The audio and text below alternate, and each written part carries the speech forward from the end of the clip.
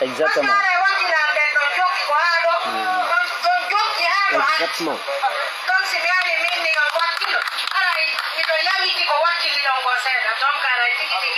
No, vraiment, hajja fi mon dow.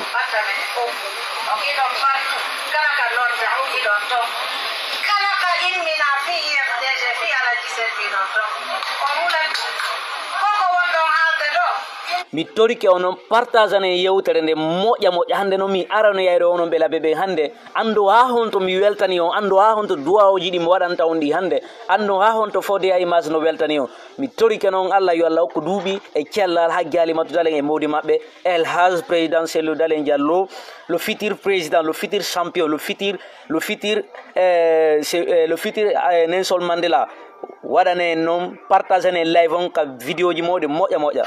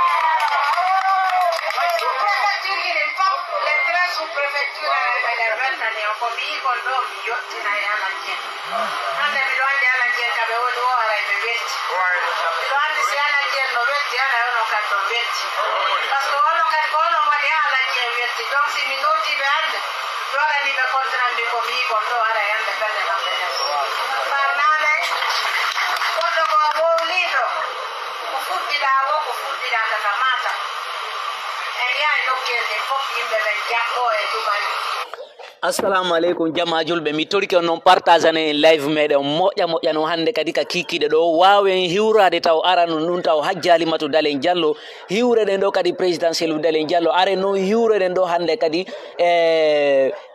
jama labe on par ce que hari jama labe on hari meɗen monaniɓe ha meɗen moni seeɗa meɗe seytini kono hannde kadi meɗe weltani on mobodiral moɗo ngal hannde ɗum ɗo holli labbe no wawi ittude mone ɗum ɗo holli labbe jaɓata yawre ɗum ɗo holli labbe no wonde dimankago mungu ɗum ɗo holli labbe no wakkili ɗum ɗo holli labbe ha joni labbe no ɓawo Alhaji Sellu Dalen ɗum ɗo holli labbe ha joni no ɓawo ɓiɗɗo maɓɓe no teddini fi ɓiɗɗo maɓɓe on no holori ɓiɗɗo maɓɓe on no hooli kadi ɓiɗɗo maɓɓe on kadi tun wawata change leydi haray noon mi torike Allah ɓay ko an Allah woni wawde mo ronkata kan andi sattediji Alhaji Selludi kan andi sattediji ɓengure maɓɓe kan andi kadi sattedi fédération jiɗi ha e militant ɓe responsable ɓe ɓen fof ka parti maɓɓe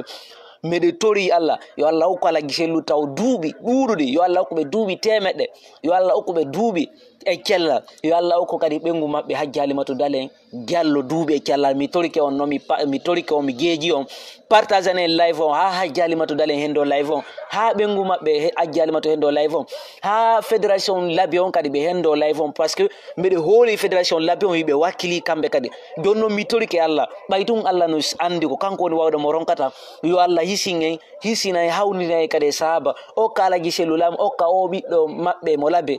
laamu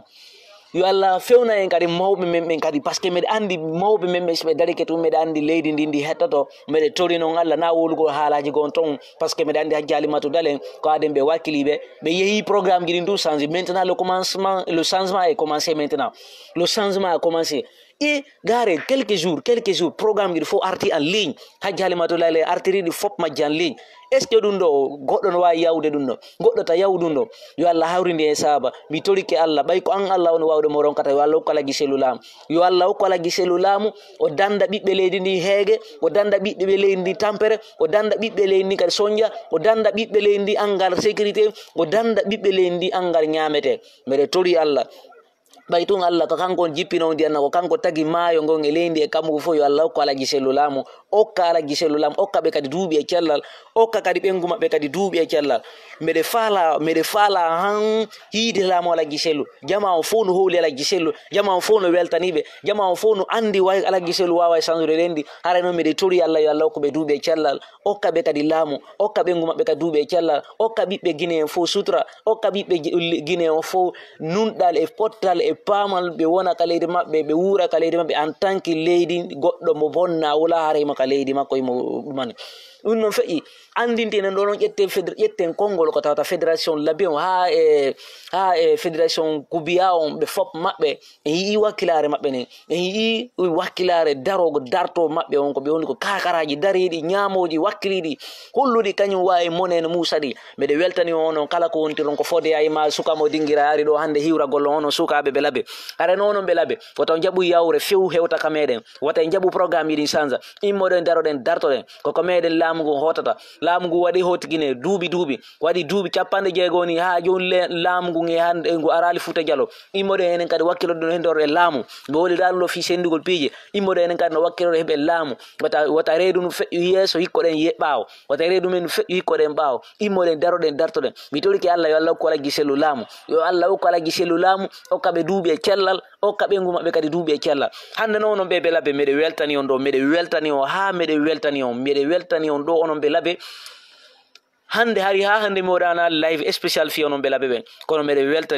weltani on sukaɓe ɓe laabe ɓe hare meɗe faala kala ƴewɗo ka live an ɗo yo windu laabe mi yiya laabe on mi laykanamo ko toon mbeɗe tori onon kala olon sukaɓe ɓe laabe kala wonɗo mo laabe yo aru waɗa commentaire makko on toon laabe hara mi andi an komo laabe woni laabe Kuramangi woni Dalen woni honto kala mo jeeyireɗa e laabe meɗe tori tun ko commentaire ya winde tun laabe hara lanni si wiɗon e yii force maɓɓe mo ɓiyadire mum ɗo yiɗo hikka e yi changement ji ɗi fop muɗum waɗi ka nder leydi gentitoɗe mi anda si tawi on faami ɗo koɓe yewti ɓo yinni labbe change haray de kamɓe ɗe ɓe yiyale gentitoɗe noon nokkuɗen gentitoɗe ɗon moƴƴa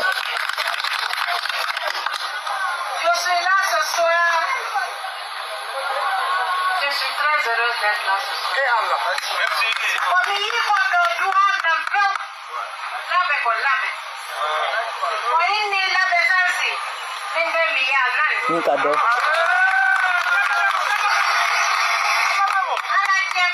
Voilà, Bari Abdoulaye Labe. Ok, merci beaucoup, grand. Ça va? Et Kerno Samba Diallo Labe. Ok. Nyaro no modo John Salla Diallo.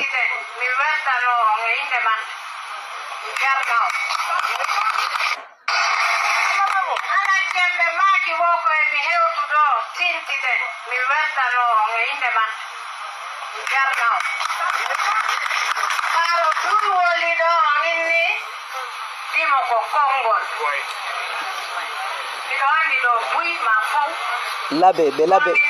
Belabe on jarama o weltanama moƴƴa non mi aroyay onon Belabe ɓe joni mi waɗana on du'awuji ha onon tigiri welta ɗon ko inne noon amina yo Allah jaabin du'aji ni sukaɓe Belabe yo Allah waɗu barke e moɗon onon sukaɓe Belabe miɗo Ousmani Ba Labe Diallo Danta Labe o anko ma Danta anko ma mamo mi andi ɗo annamola fala ujjugol Belabe ɓe ando yawtu onon ɓe memo miɗo Mamadou Malaɗo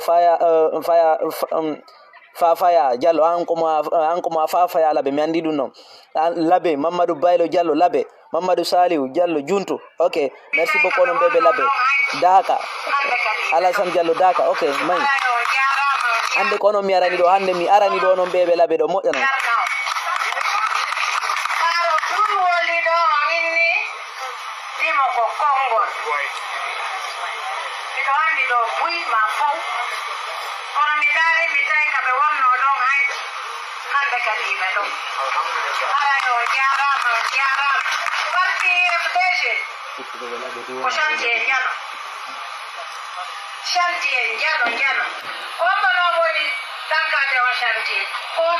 ko non fewɓe Labe sa nani meɗen jooɗi kamin wonton eɗen inna UFDG ko par ce que ɗon ga ton alano ga hakkele wona ɗiɓɓat ton alano ga on ala wadde ɗe golle koko wonnon wadde ɗo on hulata ndiyam on hulata nangue on hulata yennede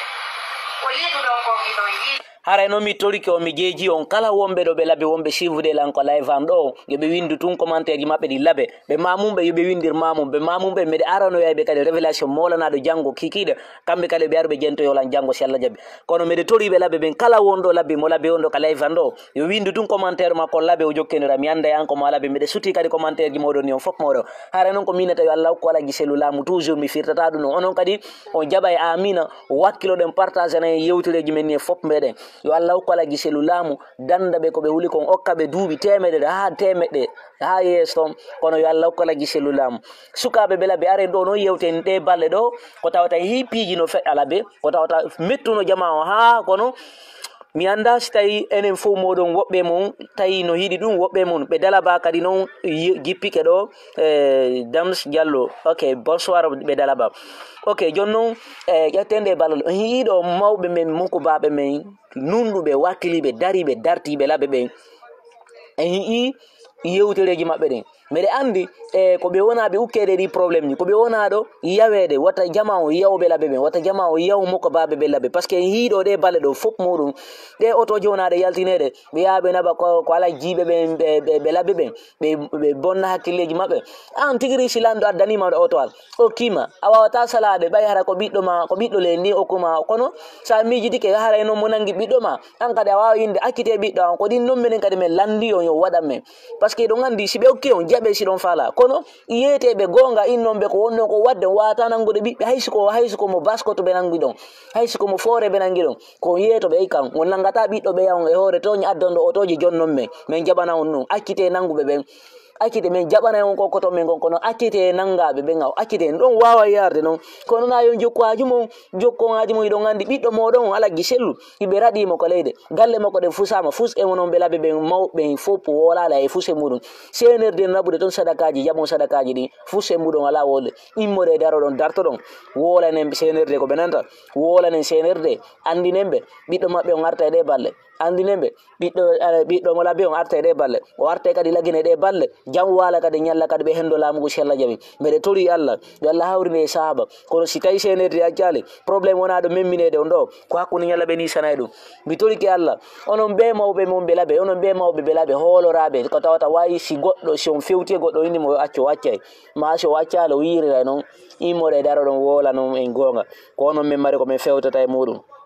Paykum Mali bonsoir. Ok, kono men mari ko men fewtata e muɗum kono duwa immade yeyta senerde yoɓe accitu nangaɓe kono duwa immade yeyto senerde yoɓe aruɓe waɗa ko duwa ko mi toriki Allah noon ɓayi an Allah ko awno wawde mo ronkata ɓe nangaɓe ɗo fof kidnapaɓe yo Allah taw hara ɓe wuuri selli hara ɓe hara ko masibo e ɓaali ɓe si ɗum noon waɗi hara ko ɗum yoliɗen yo Allah accitu yo Allah newnu kadi ɓe libéré kadi ko ɓe nanga ɗon ko ɗum en fof meɗe yolle allahuma rabbi sallallahu alayhi wa sallam mais noon en weltanto ɗo Hajji Halimatu Dalen Diallo weltanoɗen ɓe ɗo andinen ɓe wakkilare maɓɓe nen fanɗa wakkilare maɓɓe nen ko ɓiɗɗo gorko yagal ɓe on wadde ɗo ni hiɓe ɓuuri hay ɓiɗɗo gorko Hajji Halimatu Dalen e hiɓe no ɓe tiidiri no ɓe dari kakarari darike ɗo wakkiliɗo hooliɗo hoore mum innuɗo way changé ɗuman nan immode daro ɗon darto ɗon si Allah jaɓi laamu ko noon premier dame min ganda premier dame min ganda ɗum mannajo sina non ko noon min gandi premier dame la première dame c'est Hajji Halimatu Dalen Diallo. Vive la maman nationale, vive le président Cellou Dalen Diallo. Ensemble, unis et solidaires, nous vaincrons la dictature d'imposture et d'usurpation du pouvoir.